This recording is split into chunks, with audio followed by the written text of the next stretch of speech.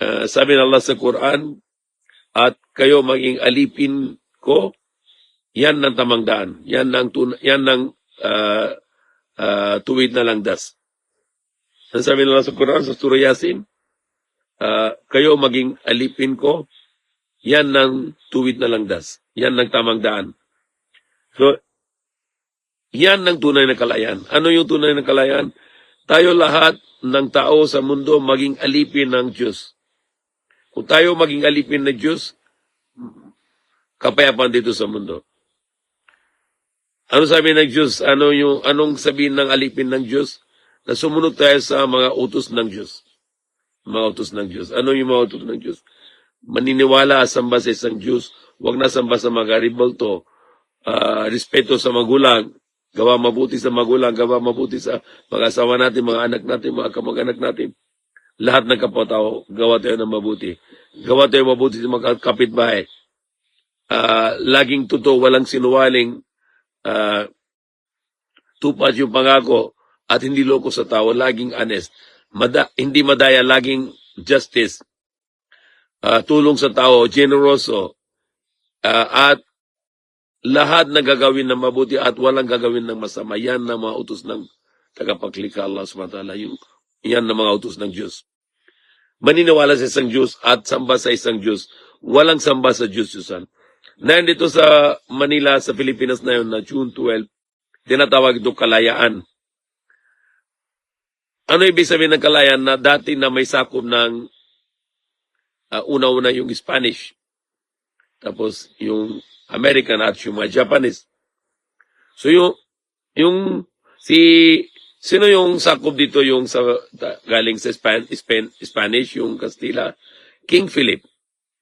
Si King Philip siya yung padala dito ng mga sundalo, yung mga gawa ng magulo, mapapatay ng tao at papatay ng mga babae, bata, rape ng mga babae at nakaw ng kayamanan, yung ginto, spices, lahat ng kayamanan, ninakaw nila yung mga sundalo ni King Philip.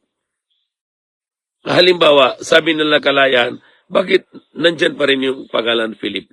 Dapat wala na yun. Dahil wala na yung Philip na yun. Wala na yung Spanish. Hindi nasakop na yun, independence na kalayaan na. Bakit nandyan pa rin yung pangalan Philip? Halimbawa, may isang bahay, may pamilya doon. Pasok na isang masamang tao na pangalan niya Philip. Ano gagawin niya? Pinatay niya yung mga magulang, rape niya yung mga babae doon sa loob ng bahay, at nakaw niya lahat ng kayamanan. Naiwan lang yung mga bata. Namalis na yung si Philip sa bahay, na yung sino nandyan doon, yung mga bata. Ano gagawin ng mga bata na yung dapat yung hindi sila mahal kay Philip dahil masamang tao, ginawa masama, patay ng mga magulang at yung mga rape ng babae, nakaw niya lahat ng kayamanan. Ano gagawin na yung mga bata na yun? Lagi nang yung sa labas ng bahay na isang tarpaulin. Ano sila doon? Bahay ni Philip. Nonsense, di ba? Bakit Philip? Masamang tao si Philip, yung galing sa Spain, yung Kastila. Siya yung sakop dito sa Pilipinas, yung lugar na ito. Dati pangalan Marlica. Bakit pangalan ng Philip na yun din?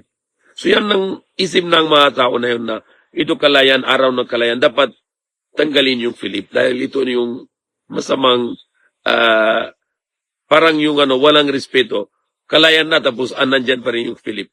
Tanggalin na Philip. Kaya yung si Ferdinand Marcos Sr., yung tatay ni BBM, gusto niya balik yung Marlica. Dahil Marlica maganda pangalan, malinis, kalayaan, tunay na kalayaan. Lugar ng kalayaan, Marlica.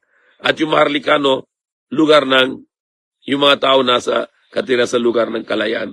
Marlicana, yung babae. Marlicano, lalaki. Kung Filipino, kung sabi mo ako, I'm proud to be Filipino, you are saying I'm proud to be slave of King Philip. Ako yung proud to be a slave of King Philip is hindi maganda. Why you need to be proud to be a slave of King Philip? You need to be proud of being a slave of God. What is the highest level of respect for a human being? Kung isang tao na alipin ng Diyos.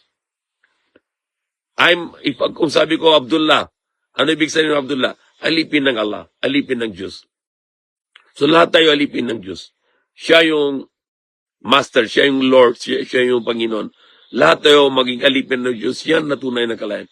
Hindi kailangan na maging alipin ng Philip or alipin ng Amerikano, alipin na iba-ibang bansa. Hindi.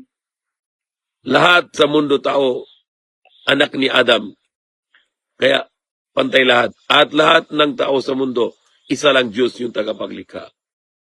Allah, isa lang siya, wala siyang kailangan, hindi siya nagkaanak, hindi siya panang-anak, at wala siyang katulad. Hindi siya parang tao, hindi siya parang langit, hindi siya parang lupa. Wala siyang limitation, walang hanggang, walang umpisa, walang katapusan. So yan ang tunay na kalayan na tayo na maging alipin ng tagapaglikha. So may Allah guide us